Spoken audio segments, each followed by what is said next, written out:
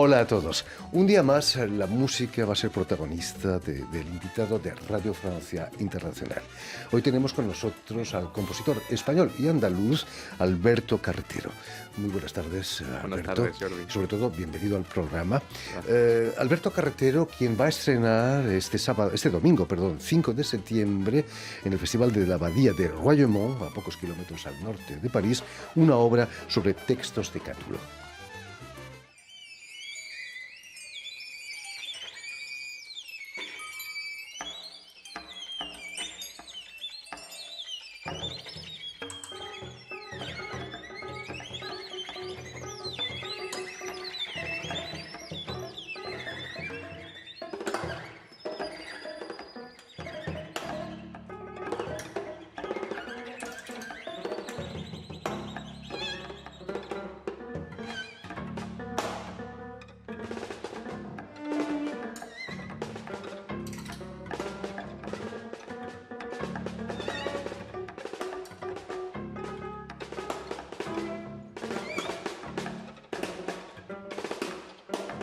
Estábamos viendo y escuchando la obra Vidas Paralelas, interpretada por el Schalfeld Ensemble, dirigido por Leonard Garms, concierto que se celebró este año en la ciudad austríaca de Graz.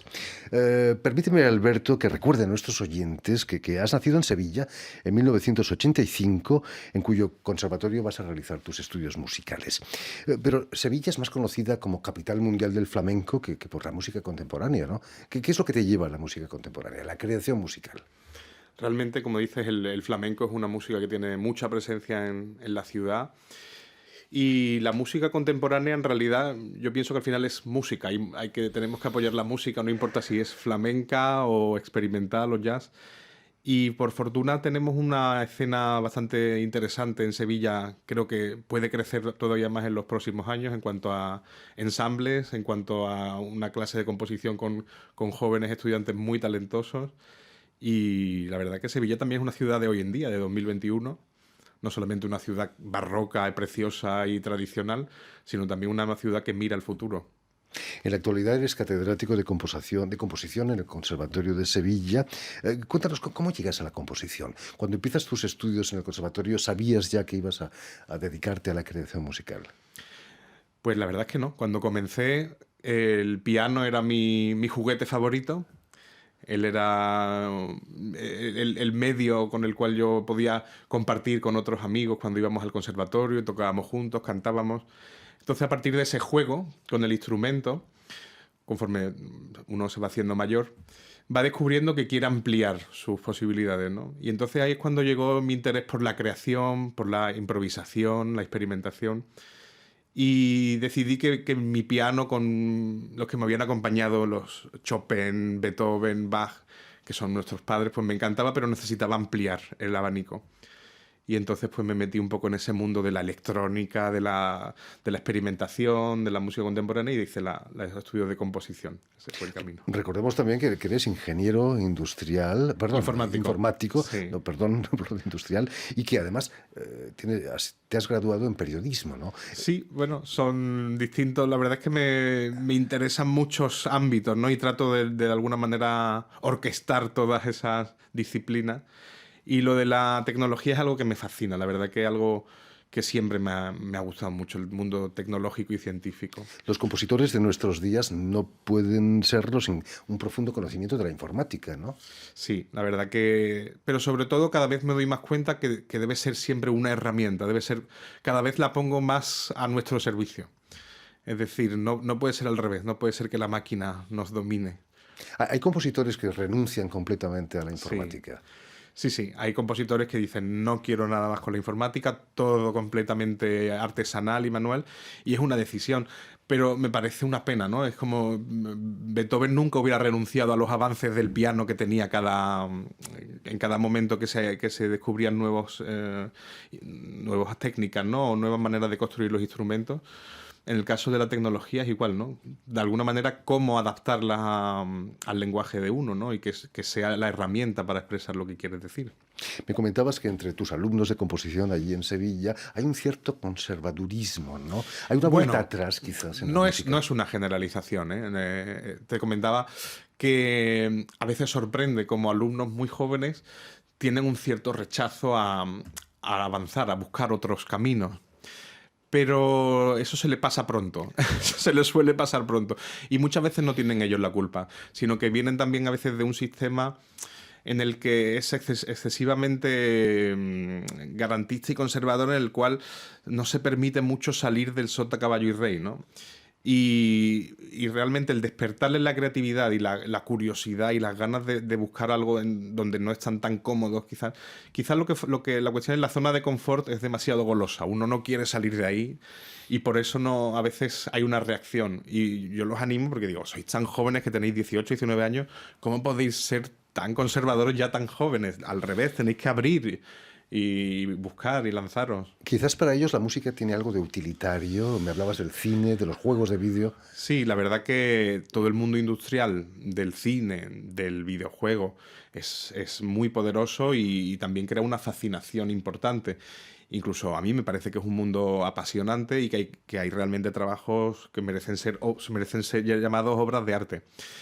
Pero claro, también ellos deben un poco desarrollar esa actitud crítica y ver que no es oro todo lo que reluce y que ahí hay mucho también de componente comercial en la que no hay ningún tipo de interés artístico, es pura producción en serie y sobre todo una despersonalización total, por ejemplo, del compositor, no importa quién sea, sino que se hace un poco como a granel, ¿no? Y eso es lo que veo un poco una pena porque al final no llega a ningún sitio, son trabajos que tienen una caducidad bastante corta y quedan ahí. Y el periodismo en todo eso. Un compositor tiene que ser un buen comunicador también. De alguna manera la comunicación es fundamental. Componer es comunicar para mí. De alguna manera tratas de comunicar algo, tratas de decir algo.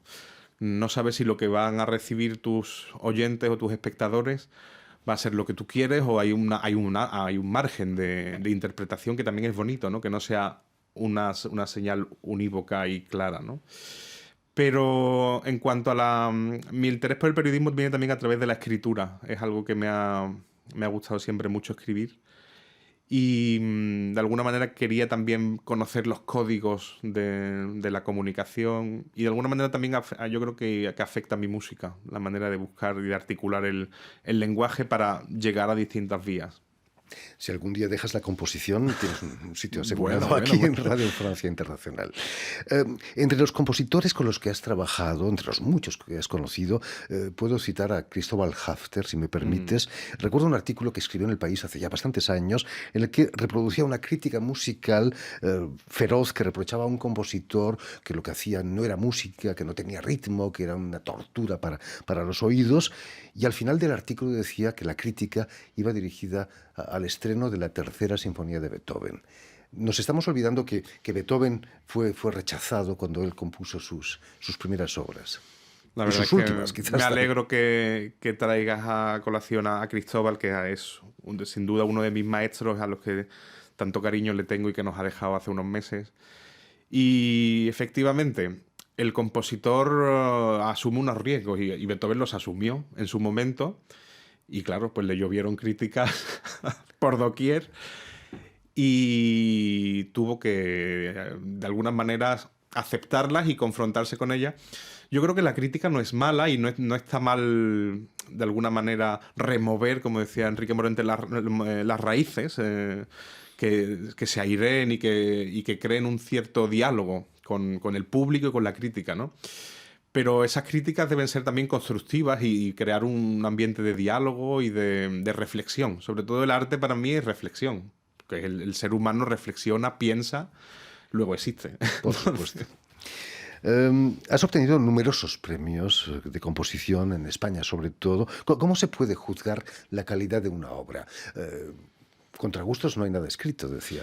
Exactamente. El tema de el juicio estético es algo muy delicado. No es completamente objetivo, pero sí que hay sobre todo unas pautas técnicas y algo que sí que me interesa mucho cuando juzgamos obras o cuando las comentamos, es que haya una coherencia entre el pensamiento del artista y la realización técnica de ese pensamiento. Ahí sí se puede un poco evaluar o juzgar el grado de calidad de realización y de logro de plasmar esa idea en el papel o si es un artista, un compositor, o en el lienzo, si es un pintor. Es decir, que haya una coherencia y un dominio de la técnica como para poder transmitir esa profundidad y esa magia que está detrás de los pentagramas o que está detrás del lienzo o de las páginas de la novela. Y eso sí se puede calibrar. Eso hay indicadores para calibrarlo, que tampoco son blancos o negros, pero sobre todo la experiencia te va dando matizaciones de grises, te va dando más resolución de grises en esa escala blanco y negro, ¿no? Y entonces pues sí que se puede decir, esto en realidad no está conseguido, o sí, o esto realmente es un logro y se ve que funciona muy bien y que rápidamente capta la atención o consigue el objetivo del artista. Por lo tanto, sí que hay indicadores. ¿Se quejan tus alumnos cuando les dices que lo que han hecho no está bien? La verdad es que no suelo decir mucho algo que no está bien o que está bien o que está mal. Son dos palabras que evito siempre cuando doy clase. El bien y el mal así en la composición no existe. Pero lo que sí trabajo mucho es la pregunta. Les cuestiono todo. Para que ellos también se autocuestionen todo, ¿no? ¿Y por qué? Y llega un momento que a lo mejor hay algo que no se les sostiene y ellos mismos a través de esas preguntas se dan cuenta de, esto no funciona. Aquí de repente hay una viga que no está bien puesta. Y entonces un poco como a través de esas preguntas en las que ellos descubren realmente que hay una viga que les está estropeando el edificio, la cambian y dicen, ahora sí. Entonces es pregunta, es muy dialéctico, muy socrático la enseñanza de la composición. Alberto Carretero, tus obras se han interpretado en las mejores salas de concierto del mundo entero, desde el Carnegie Hall al Centro Pompidou aquí en París. ¿Cómo afrontas esa materialización sonora de algo que has escrito en un papel y que no existe todavía? ¿Es duro enfrentarte a tu propia obra? La verdad que es una auténtica aventura el pasar de la idea del papel a la realización práctica cuando ya trabajas con los músicos. Es todo un camino, un trayecto que se disfruta y también se sufre a veces, porque una cuestión es la parte un poco intelectual, abstracta, y luego lo que es la realización práctica, los sonidos, llevar la puesta en escena, digamos. Pero al mismo tiempo es una parte tremendamente motivadora. A mí me estimula mucho cuando colaboro con los intérpretes. Por ejemplo, ahora en Royomont, uno de los puntos más fuertes del trabajo en la Abadía es la colaboración con un ensamble joven que se acaba de crear, que son músicos venidos de toda Europa, incluso de Estados Unidos, de un primer nivel, buenísimo, son súper jóvenes, pero se llama el ensamble Voix Nouvelle. Y el trabajo con ellos, el ver cómo el material que uno ha escrito en el pentagrama todavía se puede perfilar y se puede filtrar y se revisa la partitura, es decir, ese trabajo de ida y vuelta en el que yo les propongo mi idea, mi material, ellos lo prueban y también hay un trabajo de retroalimentación en el que yo perfilo todavía más y les vuelvo a dar la partitura. Porque el director de orquesta, quien en el fondo es el capitán a bordo, tiene también su concepción de tu obra, ¿no? Sí. ¿No te has peleado con alguna vez cuando con algún hay director? Efectivamente es el... Bueno, más que peleado, al revés, es el guía. Es el que hace de comunicación, sobre todo cuando hay un grupo más grande de personas, para que no tenga que haber un cable con cada uno de ellos, sino que esté un poco centralizado. Por ejemplo, aquí en Royomont no hay director, es algo bastante curioso. Son 7 músicos que tocan sin director, porque tienen una complicidad enorme. Eso no es nada fácil conseguir. Por ejemplo, en el vídeo que veíamos sí estaba Leonhard, que es un extraordinario director, y la verdad que ayuda mucho el tener un director cuando sobre todo hay poco tiempo para ensayar. Ese capitán que rápidamente comunicas con él y él es capaz como de extender esa red para que llegue a todos los músicos la información. En este caso es más un cómplice que un adversario. Exacto, sí, por sí. Supuesto. Volviendo al concierto de este domingo ahí en Royomont, en las artes y sobre todo en la música, me imagino que es muy importante el mecenazgo. ¿Se puede considerar que la Fundación Royomont es un mecenas? Desde luego, la Fundación Royomont tiene una política de gestión cultural que es encomiable y que yo creo que debería ser replicada en muchos otros lugares en Europa y en España concretamente. Es este ámbito doble un poco entre el mundo privado de la hostelería, que tienen un alojamiento en un edificio histórico, en un monumento, en el cual los visitantes, a través de sus visitas y luego a través también de las ofertas gastronómicas que ofrecen y el servicio de habitaciones, es decir, es realmente una experiencia vacacional o de estancia de alto nivel. Pero por otro lado, esos fondos revierten en apoyar a los artistas, en compositores, bailarines, coreógrafos, etc. Y entonces ahí, a través de Francis Marchal, que es el director de la fundación, tienen un apoyo muy fuerte, sobre todo a los jóvenes compositores, a los jóvenes coreógrafos. Están muy comprometidos sobre todo con la creación contemporánea. Y ahí, en el caso de la música, tenemos a Jean-Philippe Wurtz, que es el encargado de apoyar todo esto y de poner las mejores condiciones para los creadores, para que puedan escuchar su música en las mejores condiciones, ¿no? Y el lugar de trabajo también, que la abadía es un lugar estupendo, de ese silencio que se escucha allí, de la piedra y de la naturaleza. Has estado en residencia el mes de agosto, creo, sí. Allí. ¿Cambia la manera de componer, ese ambiente silencioso, monacal? Sin duda. Casi? La verdad que son unas condiciones óptimas para componer, en la que uno solo tiene que preocuparse de levantarse por la mañana y de con la mente fresca trabajar y escuchar, darse un paseo también por los claustros, por el claustro y por los patios de la abadía, y sobre todo de tener tiempo un poco desconectado del mundo, ¿no? De la rutina, de estar continuamente conectado. Eso, la verdad que Royaumont es una especie de burbuja. ¿No tiene wifi? Sí que tiene, y eso a veces hay que desconectar, porque la tentación como estamos intoxicados de esa conectividad continua. Pero realmente el simplemente dar un paseo, las horas en Royaumont de trabajo son como el doble de fructíferas que cuando uno tiene que estar pendiente de que lo van a llamar por teléfono y que tiene que salir y que tiene que volver. Son horas muy fructíferas de trabajo ahí. Ya el título de la obra que vas a estrenar, Nox es Perpetua, con textos de Cátulo, que es muy monacal casi, ¿no? Y en latín...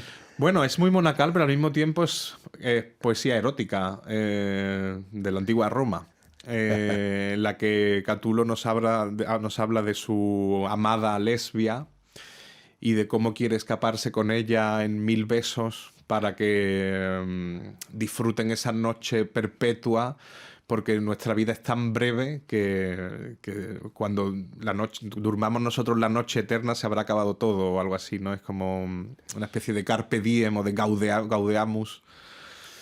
Como un poco la música también es celebración. A veces somos demasiado serios los compositores, creo, demasiado rígidos, y olvidamos también la componente hedonista y de celebración de la vida. Obviamente la vida no es todo rosa y tiene partes muy difíciles y muy duras que los artistas también tenemos que confrontarnos con ellas, pero esa capacidad de generar belleza y de disfrutar es fundamental para mí. Oye, la vida en las abadías en la Edad Media era más bien divertida que aburrida, ¿no? Estoy pensando en Karl Orff, que había escrito Carmina Burana, pero Cátulo y Carmina también, las canciones de Cátulo, ¿no? O sea, que mostraba que no eran santos, no eran tan santos como pensábamos. Bueno, a lo mejor es otro concepto de santidad, en cuanto al disfrutar del mundo y de aportar todo lo que uno tenga, ¿no? Para este paso por la vida que sea lo más fructífero posible. En fin, pues ya lo saben, este domingo la noche será eterna, gracias a Alberto Carretero y su composición, que va a ser estrenada en la abadía de Royaumont, en el festival que está teniendo lugar en estos momentos.